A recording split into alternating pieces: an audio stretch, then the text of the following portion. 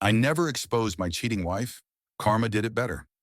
I found out my wife was cheating on a Tuesday afternoon while folding laundry, and what stays with me isn't the discovery itself, but how ordinary everything felt while it happened.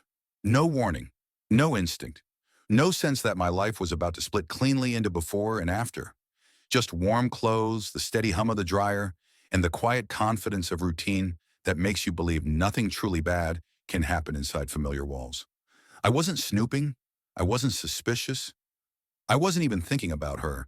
I was thinking about socks, about how if you fold them while they're still too warm, they stretch out and never quite fit right again.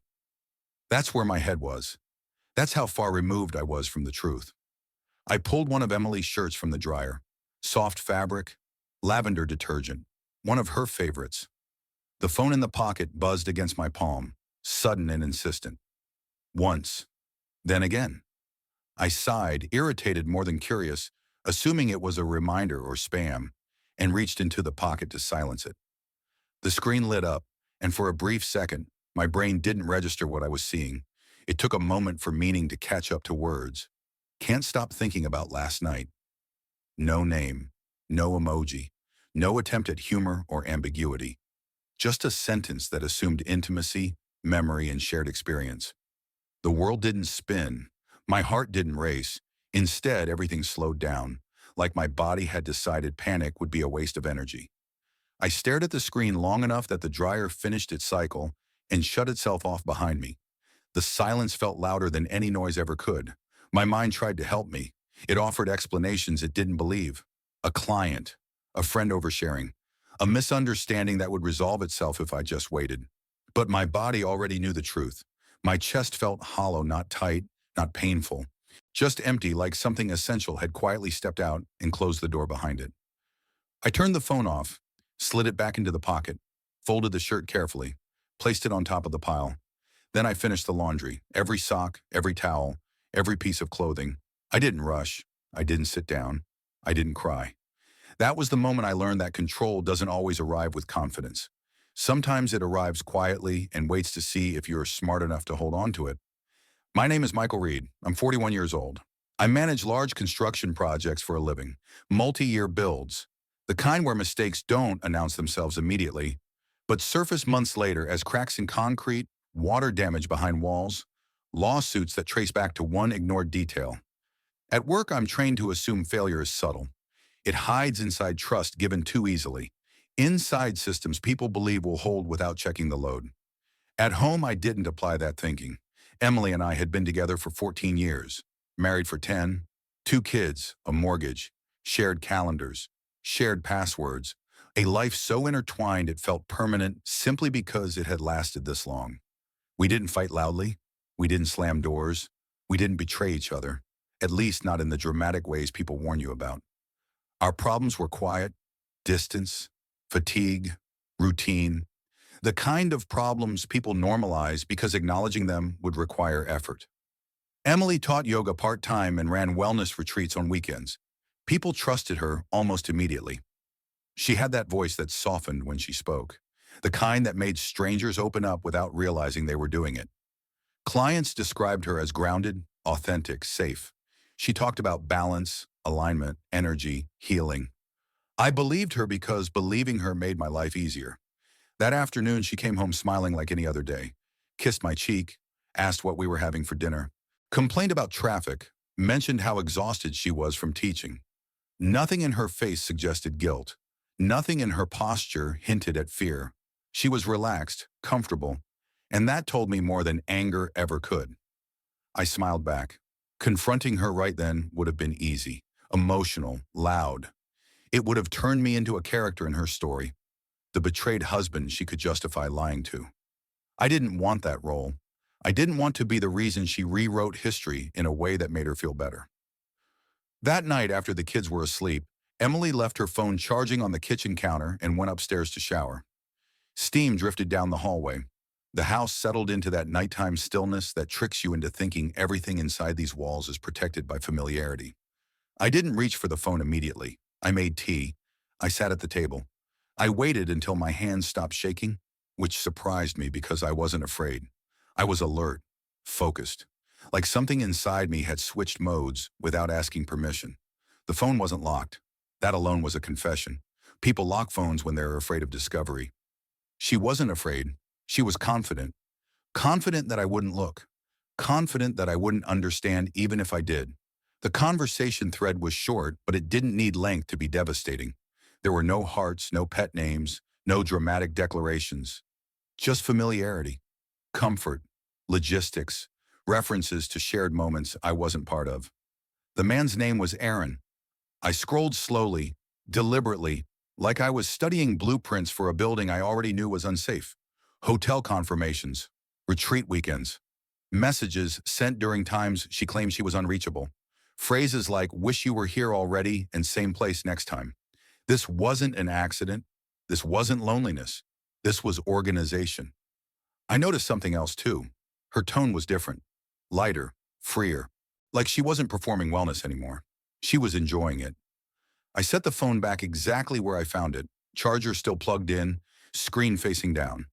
When Emily came downstairs in her robe, towel wrapped around her hair, she smiled at me like I was still her anchor. You okay? She asked.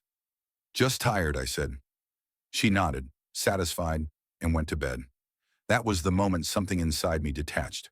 Not snapped, detached.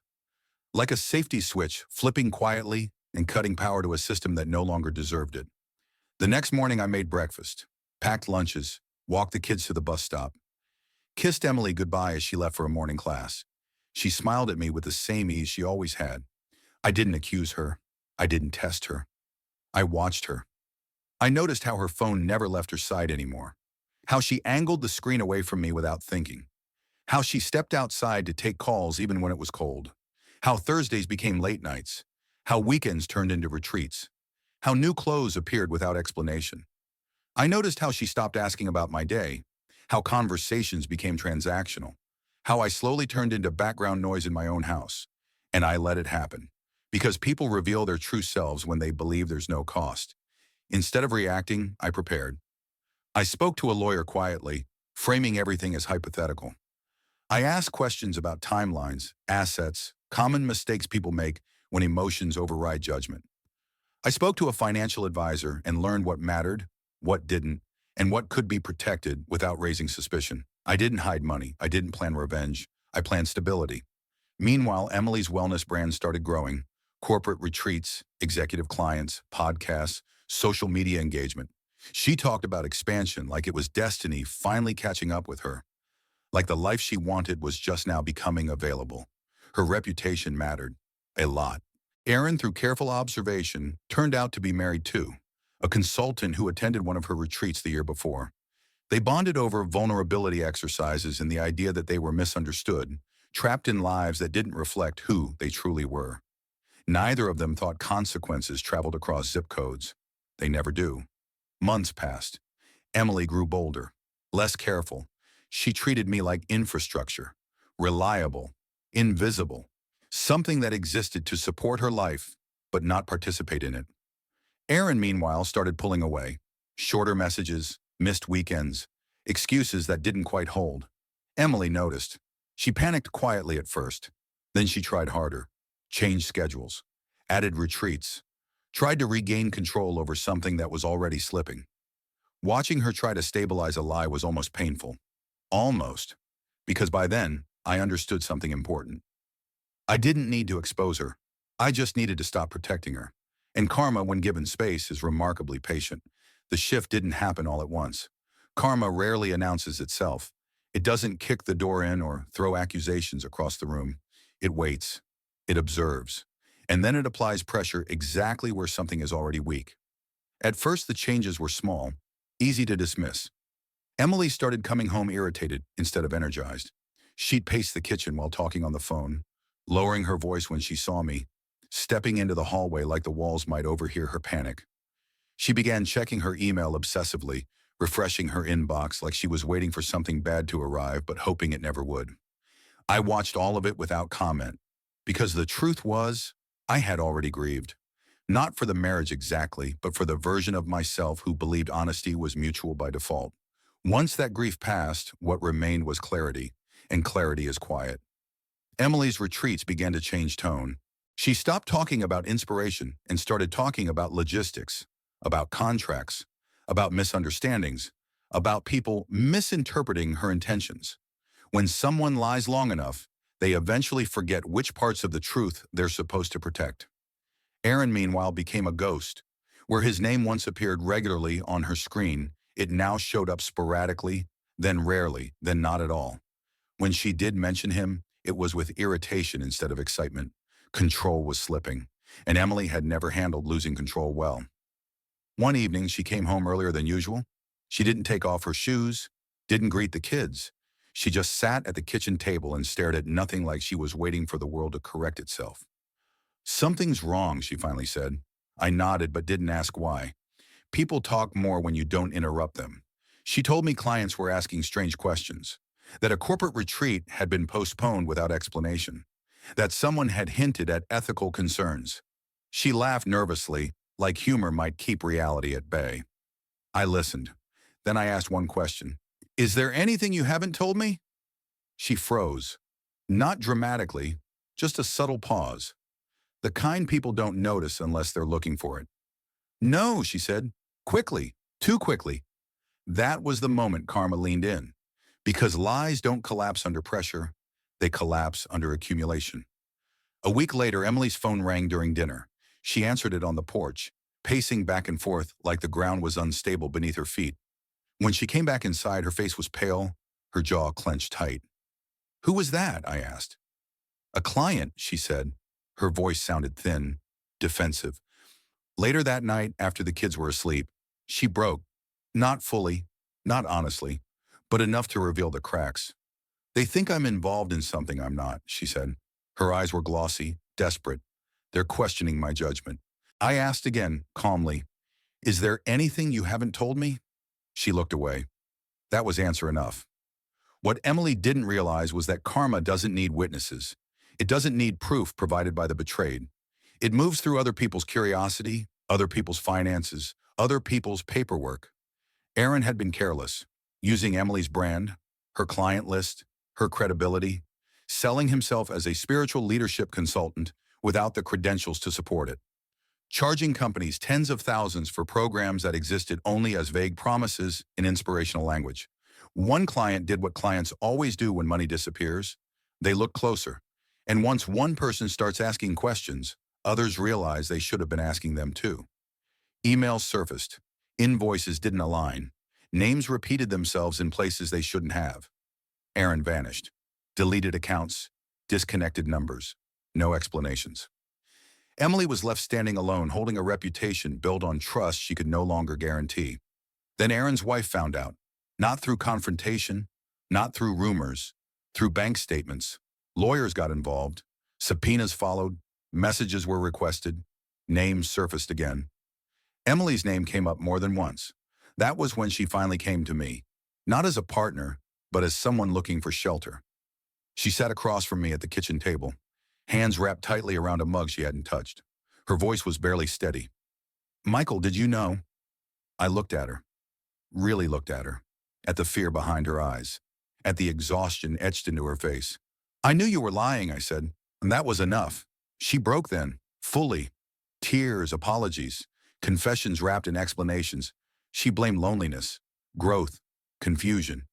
She said she never meant for things to spiral. She said she felt lost, and Aaron understood her in ways I didn't. I didn't argue, because arguing requires hope, and hope had already left the room.